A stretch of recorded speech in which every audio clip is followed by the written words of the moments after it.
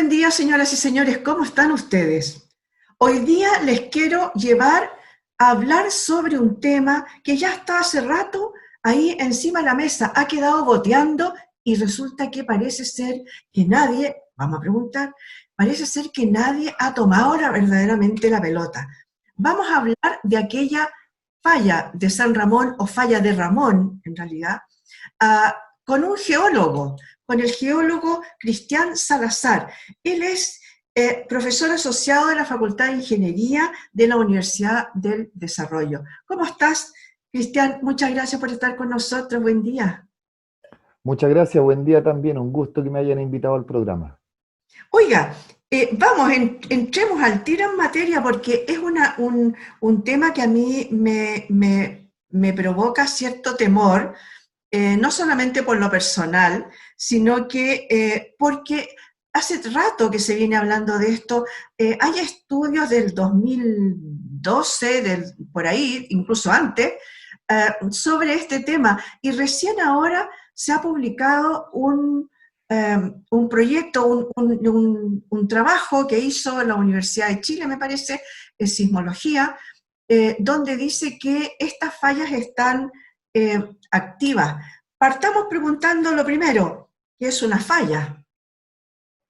Bueno, ¿qué es lo que es una falla? Una falla es una fractura en la corteza terrestre y la corteza terrestre tiene múltiples fracturas y cuando estas fracturas presentan evidencia de que ha tenido algún movimiento, se denominan fallas. Y ahora dentro de las fallas se dividen entre las activas y las inactivas. Y además, dentro de las activas, si tienen potencial o energía acumulada para generar algún evento, algún movimiento de liberación de energía. Ese es el Oye, concepto principal. y existen instrumentos que midan hoy ese tipo de movimiento, por ejemplo, de energía que está ahí en la falla? Claro, aquí hay diferentes tipos de evidencias que se pueden considerar para hacer este tipo de estudios y acoplándome un poco a lo que usted hablaba de la introducción de la falla San Ramón, que en el 2012 aparecen las publicaciones y tal vez antes, y de hecho ya esta se conocía anteriormente como falla Pocuro, así fue denominada a finales de los 60, comienzos de los 70, y fue un estudio encargado en su época para ver la vulnerabilidad o probabilidades de riesgo para considerar una zona segura cuando se construyó el reactor nuclear de La Reina. Desde ahí están los primeros reportes y después se retoma fuertemente ya posterior al año 2000, en donde, claro, ya llevando a la pregunta que si existen formas de poder medir si son activas o inactivas, existen métodos directos y métodos indirectos. Una de las primeras evidencias es el reconocimiento geológico de superficie, donde se levantan o se hacen los mapas geológicos, que eso es misión del Servicio Nacional de Geología y Minería, que por ley tienen la misión de hacer o realizar el levantamiento geológico plasmado en mapas que son de uso público, de bajo costo. O sea, un mapa geológico cuesta 25 a 30 mil pesos, por ejemplo, se cobra, como es una misión pública, se cobra prácticamente el valor de la impresión del producto. Hoy día se entregan en formato digital, etcétera, y es para el desarrollo del país y para la toma de decisiones. Entonces, los geólogos, cuando vamos a terreno, hacemos estos mapas, y estos mapas van orientados a los diferentes estudios de empresa, institución, academia, ciencia, etcétera, y se identifican múltiples cosas, desde los volcanes activos, evidencia de las erupciones volcánicas anteriores, los cursos de agua, agua subterránea, potencial mineralógico, potencial de carbón, potencial de gas, evidencias de evolución, fósiles, etcétera. Y una de las componentes de la geología estructural donde se mapean, se plasman las fallas geológicas. Hay evidencias de terreno de que indican de que hubo movimiento. De hecho, la falla San Ramón, con el estudio de Gabriel Varga en el año 2012 publicado, él evidencia de que hubo movimiento hace 7.000 y 18.000 años, de que hubo un movimiento.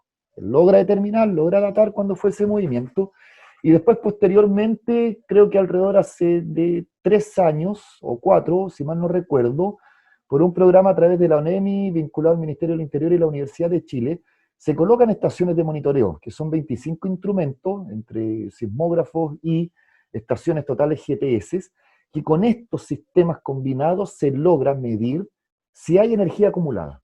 como decía inicialmente, están las fallas, después si son activas o inactivas.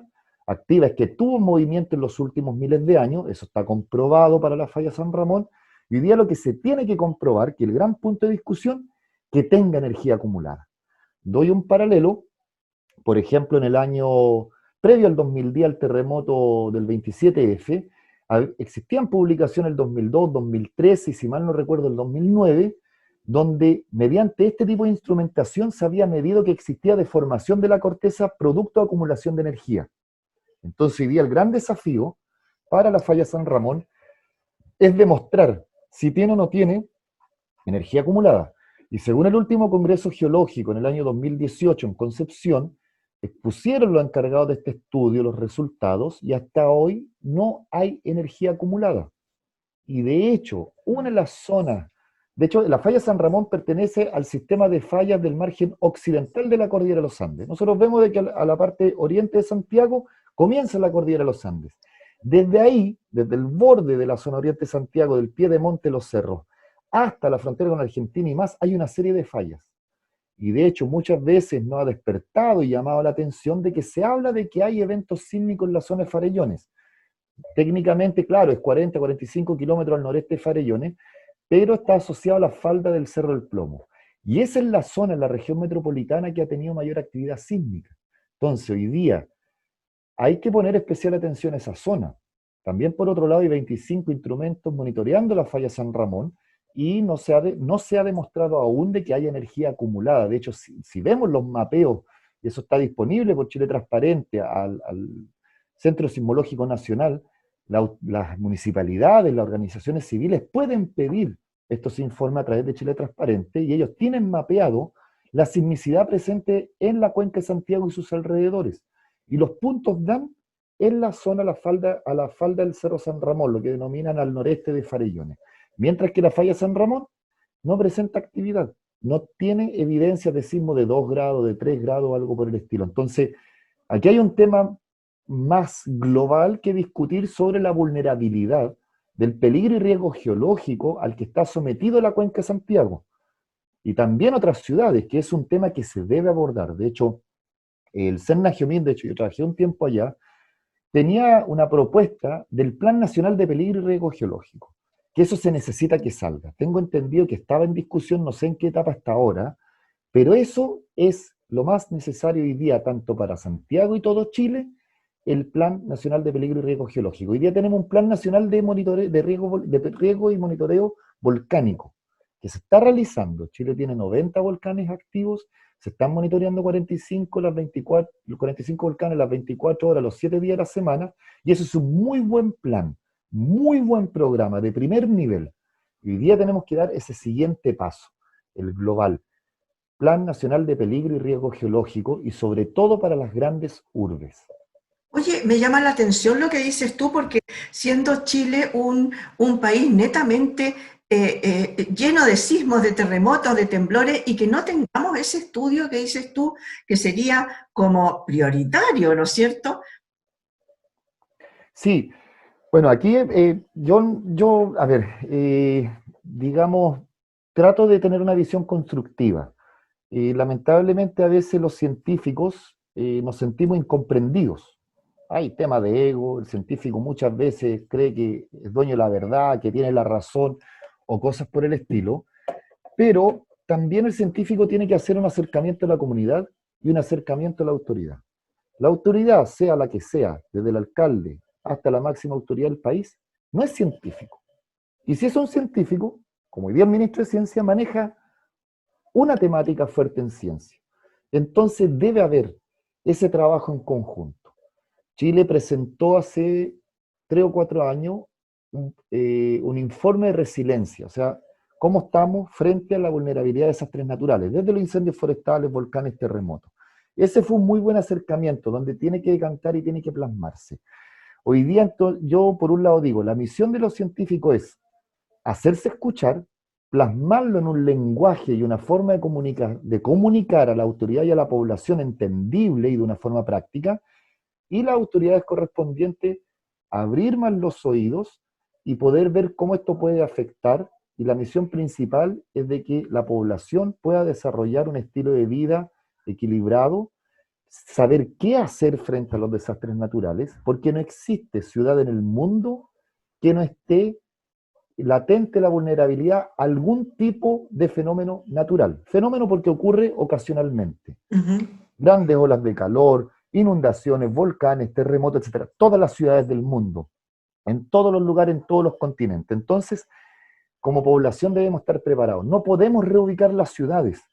No podemos hacer desaparecer la mitad de Santiago, como lo han planteado incluso algunos científicos en los medios de comunicación. No podemos decir, hay que dejar de construir, hay que sacar todas las comunas de la zona oriente de Santiago. Eso es imposible. Las ciudades están creciendo y tienen una dinámica. Pero ¿cómo construir? Chile en 1960, después del terremoto de Valdivia, se planteó el cómo construir frente a esto. Dichato, que fue completamente devastado en el 27F, se replanteó como ciudad de cómo reconstruirla. Entonces hoy día hay, si se logra este Plan Nacional de Peligro y Riesgo Geológico, eso sirve para tomar decisiones de cómo, dónde y qué tipo de usos se le dan a las zonas más vulnerables y las menos vulnerables. Por ejemplo, la quebrada de Macul, que fue devastadora en el año 93. Hay zonas que se declararon que no se debe construir y son zonas de esparcimiento, recreación. Entonces, la planificación territorial hoy en día no tiene la componente para la decisión del peligro y el riesgo geológico, y eso también necesita ser incluido.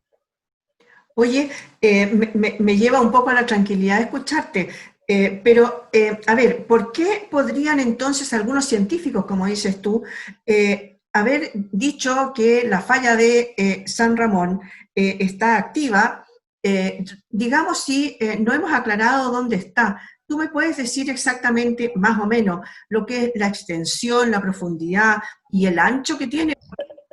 Dentro, por ejemplo, es distinto vivir en San Carlos de Apoquindo que vivir en Taba, y se habla de que la comuna de Las Condes entera podría, no sé si desaparecer, pero sufrir fuertes daños, incluso mucho más fuertes que los del 27F. Ya. Bueno, primero esta es considerada una falla superficial, cortical. Es muy diferente la magnitud que podría tener un evento sísmico comparado al 27F. Cuando es por subducción, como lo ocurrido, lo más conocido en Chile, que es por la fricción entre ambas placas y ocurre esta liberación de energía, esos son mucho más fuertes. De hecho, esos generan megaterremotos sobre 8 grados. Por este otro lado, estas son fallas superficiales, de corta extensión, de baja profundidad, y generalmente, como ha salido publicado, generan, según lo conoció en la literatura y en las investigaciones, hasta más o menos grado 7. Eso es lo que se ha estimado. Y se estimó en base a los antecedentes previos, a lo que el colega Vargas determina que hace 7.000 y 18.000 años ocurrieron eventos sísmicos con magnitudes alrededor de 7. El geólogo trabaja mucho en base a los antecedentes previos. Esto es el escenario que puede ocurrir. Entonces, claro, técnicamente es que hay un tema muy fuerte de cómo se interpreta lo que se dice. Falla geológica. Yo le digo hoy día de que sí, tenemos la falla San Ramón, es verdad. Tenemos la falla Recoleta, tenemos la falla Melipilla, y así un montón de fallas a lo largo de Chile. Chile tiene miles de fallas. Nosotros, yo lo invito, uno toma los mapas geológicos y tenemos fallas por todo Chile. Perdona que Después te interrumpa. Las ¿sí? fallas, en este caso, son como verticales. En buenas cuentas, es una fractura vertical y abajo que existe. Porque yo vi una fotografía, por ejemplo, una infografía, que la estamos mostrando en este momento, en que se ve que está a la altura, por ejemplo, de lo que eran los baños Apoquindo, donde se sacaba el agua vital Apoquindo, ¿no? En esa zona, como que hubiera un agujero, no sé cómo llamarlo, como unas cavernas debajo a muy poca altura de profundidad, estoy diciendo al revés, o muy poca profundidad de la Tierra, hubiera una caverna que podría abrirse, no sé, y tragarse todo lo que existe encima. Claro, estos baños termales ahí de Apoquindo que lo usaban incluso los incas. Tipo, ¿Ya? O sea, acá los españoles no descubrieron nada en Santiago, los incas ya tenían un tahuantinsuyo acá instalado, mi buen amigo Rubén Estever, que algún día lo pueden invitar, de cómo nace Santiago. Él buena, estudió buena. toda su carrera este tema. Bueno, sí, Claro, estas fallas son superficiales y de hecho es una evidencia de que hay alguna conexión hacia las aguas internas, estas aguas subterráneas que están conectadas con alguna fuente de calor. Por eso buscan su salida, el agua siempre va a buscar su salida a una manifestación superficial y las aguas termales son en este caso. Entonces, literalmente la falla es como que tengamos un bloque, un ladrillo, y se parte. Si un ladrillo lo comenzamos a tensionar, aplicando fuerza en esta dirección o en otra, o extensión, va a tener un punto de debilidad que se va a fracturar. Puede tener un ángulo, en otro ángulo, puede ser oblicuo, puede tener un movimiento en la horizontal, puede ser completamente vertical, hay diferentes formas, diferentes ángulos, las matemáticas dan ahí su palabra. Entonces, claro, en la falla San Ramón, si nosotros vemos, tenemos la cuenca de Santiago y la cordillera de los Andes. Y la falla San Ramón está en este límite, ¿ya? Ahora, las fallas no es una línea. En el mapa se traza como una línea. Y de hecho muchas veces se habla de sistemas de falla también. Entonces, y no son una línea recta, puede tener una sinuosidad, etc.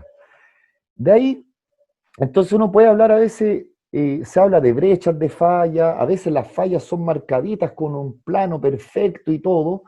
Entonces, acá sí se hicieron sondajes en donde se mapea la falla, tiene una inclinación hacia el este, hacia la cordillera de los Andes. O sea, aquí está la cuenca de Santiago, aquí están los cerros del Piedemonte de Santiago y la falla tiene esta dirección. Y después hacia la frontera con Argentina hay una serie de fallas más del sistema de fallas occidental de la cordillera de los Andes. Esta se ha estimado que tiene una extensión entre el río Mapocho y el río Maipo, ¿ya? Entonces aquí juega mucho la física, los geofísicos. Con esa extensión de más o menos 25 kilómetros, más la profundidad, se puede estimar hasta qué generaría. Y ahí es donde han estimado que podría llegar hasta grado 7. Entonces, fallas activas que han tenido algún evento sísmico en los últimos miles de años, los últimos 20.000 años es lo que se estima principalmente. Y después, como decía inicialmente, lo que hay que demostrar hoy día es si esta falla tiene la energía acumulada. Y eso todavía no se ha demostrado. Entonces, y también, como decía Santiago, tiene más fallas. También hay otras fallas que se asociaron, que tal vez una prolongación hacia el norte de la falla San Ramón y otras han planteado hacia el sur. Para mí, como geólogo, no sería novedad de que fuera todo un sistema de fallas al margen occidental de la cordillera de los Andes, donde tenemos la depresión intermedia, y comienza la cordillera de los Andes, en las diferentes ciudades, en Rancagua, en Talca, en Curicó, que hubieran estas fallas asociadas y también a la parte occidental de toda la depresión intermedia, otro set de fallas. Eso para nosotros como geólogos, tomamos un mapa geológico y tenemos fallas trazadas por todos lados. Aquí lo más importante es cuáles están activas y si tienen energía acumulada. Y un primer pie para comenzar este tipo de investigaciones es ver dónde están ocurriendo los sismos hoy en día o en los últimos años. Y eso el Centro Sismológico Nacional tiene esos datos y los tiene mapeados y los tiene ubicados para comenzar a poner ojo dónde habría que comenzar a investigar y qué ocurriría en una eventualidad y cómo sería el daño. Ahora, ese puente del daño, qué edificios se verían perjudicados, qué ocurriría con la población, a la fecha no he visto una publicación científica que hable de ella. Hay que diferenciar mucho de un artículo comunicacional de un artículo científico. Un artículo comunicacional es lo que estoy diciendo ahora, pero el artículo científico debe ser demostrado con evidencias, con datos, con una metodología, pasar por un arbitraje de especialistas y aprobado para que sea publicado. No puedo decir inspiraciones, puedo decir hipótesis, pero las hipótesis deben ser demostradas. Por eso somos científicos y tenemos un método que se aplica. Entonces, ese es el gran salto que falta. Ahora, aquí esa parte es una tarea en conjunto de geólogos, geofísicos, ingenieros sísmicos, para poder estimar qué ocurriría en una eventualidad con un grado 7. Ahí hay que hacer simulaciones a escala, ver los tipos de construcciones. Chile, muchas construcciones modernas y de prioridad esencial, como los hospitales, por ejemplo, muchos hospitales nuevos, independiente que sea en la falla San Ramón o en Rancagua o en Concepción, han comenzado a construir, por ejemplo, los hospitales con disipadores sísmicos, que en palabras simples son como verdaderos amortiguadores que disipan la energía que viene del sismo, porque son infraestructura crítica en caso de algún problema. Las casas son construcciones bajas, no deberían, pero no está demostrado, esta es una opinión, no deberían tener mayor problema. Ahora, uno de los problemas de estas fallas superficiales, que lo vimos hace poco en Turquía, que ocurrió este sismo y fue bastante devastador y fue grado 7, nosotros decimos en Chile, ¿qué pasaría? Bueno, aquí hay temas de normativa de construcción, los turcos cambiaron esa normativa en el año 90, etcétera. Los superficiales vienen las ondas muy cercanas, las ondas P y la onda S, entonces pegan muy fuerte. Cuando son sismos tectónicos, como lo ocurrió en los terremotos más conocidos en Chile, hay una diferencia entre la onda P y la S en llegada de la energía y no sacude tan fuerte. La energía llega más directa. Entonces, a lo que voy, hay una serie de variables que deben ser evaluadas. Tenemos poco conocimiento en el sentido de cómo actúan y cómo dañan este tipo de fallas superficiales. Entonces, a lo que voy, que este capítulo continúa, este capítulo de investigación. Ahora, Santiago también tiene un gran problema de planificación territorial. Aquí ya viene un tema mucho más grande, o sea, aquí hay que descentralizar Santiago, algo que se anhela hace más de 40 años. Yo tengo un poco más de 40 y lo vengo escuchando desde que estoy en primero básico. Aquí hay que potenciar el crecimiento en regiones y un crecimiento responsable frente a los fenómenos naturales, al peligro y al riesgo geológico. Entonces, en esa materia sí, nuestros países tal debe, los científicos deben tener un mayor acercamiento hacia quienes toman decisiones y nosotros formar parte de estas decisiones técnicas, y también las autoridades tienen que hacerse escuchar más y ver de que una componente que se tiene que comenzar a considerar, porque ya Santiago es una ciudad muy grande, muy difícil de vivir, muy difícil está sometido a múltiples problemas, desde la inundación sencilla hasta rotura de matrices, hasta por los grandes sismos nos podemos ver fuertemente afectados.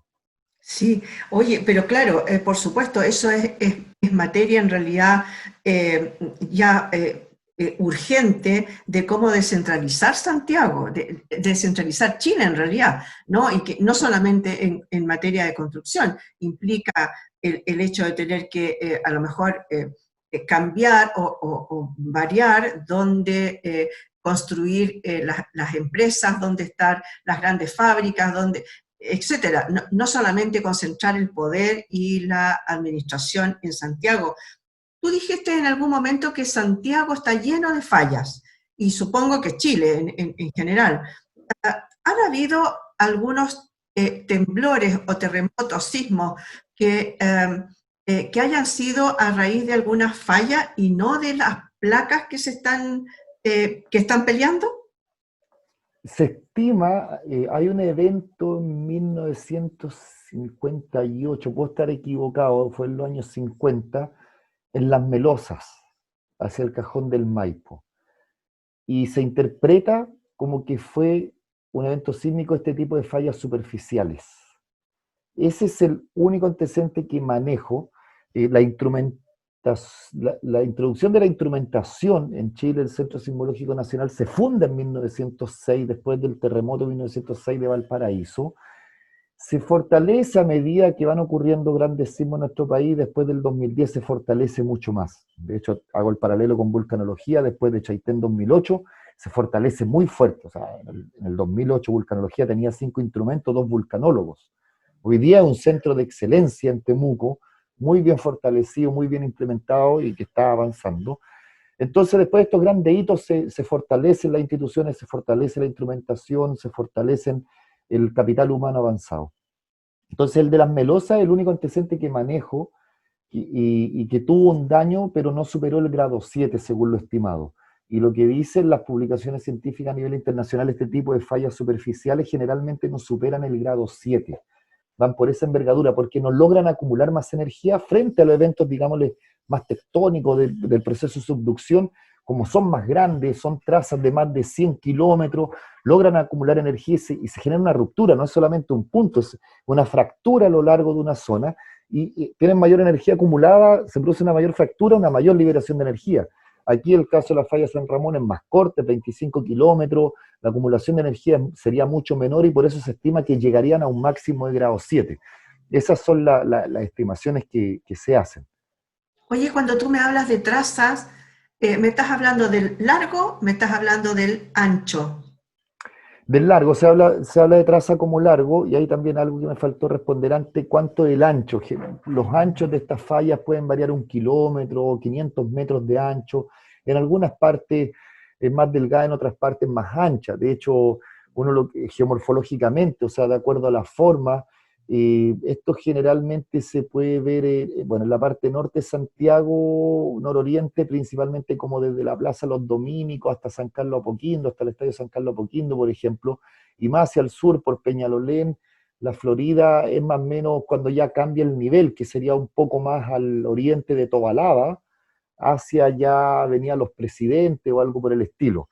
Ese sería más o menos como la zona de brecha, porque eso es lo que se ha estimado, que la falla de San Ramón tiene como una zona de brecha, que significa que es roca fracturada. Entonces a veces es un conjunto de varias fracturas que en la sumatoria es una zona de falla que se denomina. Bueno, Entonces han sí, aquí sacado, sí, ¿sí? perdona, es que han sacado justamente una infografía sobre la cantidad de estructuras que están sobre o muy cercanas a la famosa falla de San Ramón y que podrían estar entonces en un peligro latente, ¿no? Sí, claro, aquí hay infraestructura, sí, esa es la parte más compleja y ¿Ya? son decisiones complejas a la vez. A ver, Japón es un país tan sísmico o más sísmico que Chile y tiene que aprender a convivir. De hecho, coloco esto como ejemplo, para el 2011, el terremoto que tuvo Japón, ellos tenían infraestructura para, entre comillas, contener tsunamis con olas hasta 10 metros, pero las olas superaron los 10 metros. Por eso fue tan catastrófico. Entonces, lo que voy, se pueden tomar medidas. ¿Ya? Lo mismo la quebrada Macul de Santiago. La quebrada Macul tiene piscinas de decantación para disminuir X caudal, pero cuando pasa de X caudal viene el desastre. ¿Ya? Y eso generalmente se hace en base a los antecedentes previos. Este ha sido el impacto, esto ha sido la energía, este es el material que puede transportar, pero sí puede ocurrir de que lo puede sobrepasar. Entonces ahora en relación a la infraestructura, claro, estoy viendo aquí Clínica Las Condes, Hospital FASH, DIPREC, Hospital Militar, Adolfo Ibáñez, la Universidad del Desarrollo, etcétera. Va a ocurrir, y eso va a ocurrir tanto en Santiago y en las diferentes ciudades. Ahora, y de hecho esto me lo dijo un gaffiter, yo puedo querer una llave, y si yo quiero, tengo hoy día la llave aquí ubicada. Y yo esa llave la puedo querer a 10 metros de distancia con un desagüe o en el tercer piso o en el cuarto piso. Y el gaffiter me dijo, me comprar materiales, mano de obra y construirlo. A lo que voy, si vamos a construir un hospital no preparado para una sismicidad, se nos va a ir abajo. Si el hospital fue construido en los años 50, se me va a mandar abajo porque la arquitectura, las normativas en el año 60 cambian. Pero si construyo un hospital o una infraestructura importante con disipadores sísmicos, no debería tener problemas. Ahora, ¿cuándo se introduce esta tecnología? ¿Cuándo se tomó esta decisión? Si ya está construido, ya no se puede hacer mucho. Es más que nada, ¿qué hacemos en caso de? ¿Ya? Porque lamentablemente el terremoto no podemos predecirlo como el tiempo, que mañana hay un 80% de probabilidades de lluvia. Y de hecho, cuento como anécdota, en Italia salió publicado, dos vulcanólogos pronosticaron que un volcán entró en erupción y que venía la erupción. Pero siempre también los indicadores todos apuntaban de que venía la erupción, pero se detuvo. Y fueron demandados posteriormente ante la justicia por pronosticar que el volcán estaba en erupción y podía generar una catástrofe. Entonces, es un poquito complejo en eso, a lo que voy. Yo creo que aquí lo más importante es evaluar cómo estamos, la resiliencia, cómo estamos preparados frente a esto y qué medidas tomar y cómo hacerlo. Sabemos de que ocurren estos problemas y lo vimos en el 27F, se devastó Constitución, se devastó Dichato, se devastó gran parte de Talcahuano. ¿Cómo actuamos? Y aquí también hay un tema muy importante. Hoy día la institucionalidad yo creo que sí necesita una reorganización. Hoy día tenemos la ONEMI, que pertenece al Ministerio del Interior, que es un organismo de coordinación de emergencia. Tenemos el Servicio Oceanográfico y Hidrográfico de la Armada, que pertenece al Ministerio de Defensa. Tenemos el Nagiomín, que pertenece al Ministerio de Minería. Tenemos el Centro Sismológico Nacional, que pertenece a la Universidad de Chile. Nombré 4 instituciones en 4 ministerios diferentes, que deben responder a 4 jefes diferentes, que en teoría trabajan coordinados, y vimos el 2010 de que hubo grandes errores. Hoy día tienen una mejor coordinación. ¿Cómo han solucionado esto los otros países? Todos estos organismos, un ministerio una jefatura y trabajan integrados. Y se puede hacer. Y no necesita un gran costo. El capital humano es bueno, la instrumentación la tienen, se puede trabajar integrado y se puede seguir avanzando. Sí. ¿Lo han hecho muchos países? Sí. Y ahí yo creo que sí necesitamos una reorganización y un mejor aprovechamiento del recurso actual que se tiene. Me parece muy bien, muy buena en realidad tu recomendación, porque llama la atención lo que te decía antes, que siendo nosotros un país tan sísmico, no tengamos un estudio serio sobre el tema. Y también llamar un poquito la atención y tirar las orejas a aquellos medios de comunicación que han hecho de esto un poco un festín, ¿no? Haciendo que nos veamos como en un inminente peligro y llamando un poco, por lo tanto, hacer un llamado un poco a la calma, como dices tú. Tenemos la falla, hay que aprender a vivir con ella, ¿no? Y mejorar los planes de edificación, sobre todo. Hay una comuna que hoy día está muy en pie de guerra por el tema, por unas nuevas edificaciones que se están haciendo, que es Peñalolén, ¿no? Porque se supone que estaría siendo construida justo sobre la falla de San Ramón. Muchas gracias, Cristian, por haber estado con nosotros. Yo creo que me llevaste a la calma. Sí, o sea, hay que llegar a la calma, pero también hay que ser responsable en todo sentido. No hay que desestimar, pero tampoco hay que sobreestimar. Y aquí sí queda trabajo. Y muy agradecido por la invitación, muy agradable la entrevista. Muchas gracias a ustedes también, señoras y señores, por haber estado con nosotros. Esto fue un programa más de En Tiempos de Coronavirus. Nos vemos de todas maneras mañana a las 11 en punto. Muchas gracias por haber estado ahí.